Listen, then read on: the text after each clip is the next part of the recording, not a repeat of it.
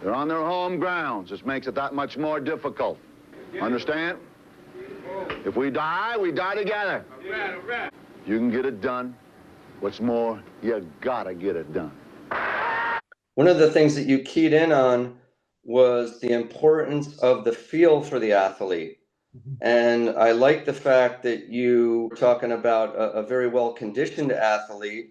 So not only as an example, before we get to a seasoned, well-conditioned athlete, but just, let's just say a rec athlete, the feel as you're approaching the ball, as you want that intimate contact, that feel as you're kicking the ball, where you like to feel it on the ball of your foot.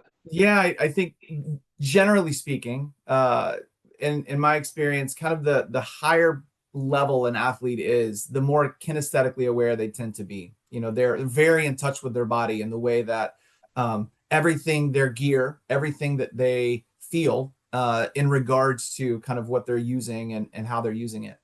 And as a result of that, it really creates an amplification a lot of times of any device that we put underneath the foot. And so oftentimes what ends up happening with a lot of these athletes is they don't necessarily even get introduced to something like either a custom device or an over-the-counter insole until there's a problem.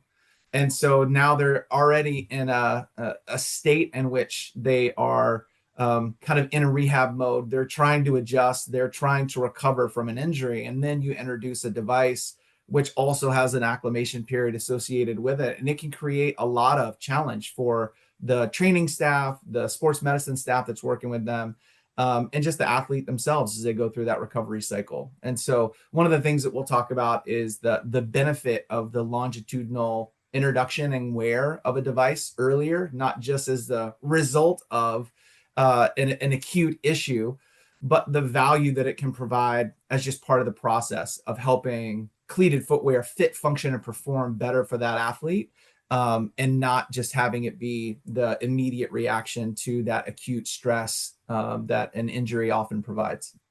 And a lot of challenges with athletes that want solutions now, so there's an immediacy to it.